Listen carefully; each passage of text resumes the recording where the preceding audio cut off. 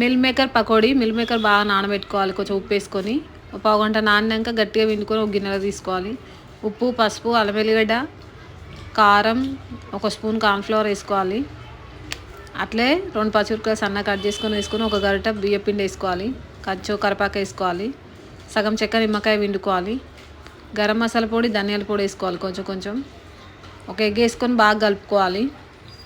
మొత్తం కలిసేటట్టు కలుపుకోవాలి. కలుపుకొని ఒక 10 నిమిషాలు పక్కకు పెట్టుకోవాలి.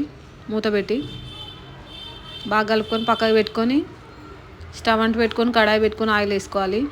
వేసుకొని కొంచెం కొంచెం పకోడీలాగా వేసుకోవాలి. చాలా బాగుంటుంది పకోడీ అయితే. చికెన్ పకోడీలాగా ఉంటుంది. మా పిల్లలకు బాగా నచ్చింది, బాగా తిన్నారు. లైక్ చేయండి, షేర్ చేయండి, సబ్స్క్రైబ్ చేయండి. నేను ఎలా చేశానో మీరు కూడా ట్రై చేసి చూడండి. మీరు కూడా ట్రై చేసి కామెంట్ బాక్స్లో కామెంట్ చేయండి ఎలా ఉందో.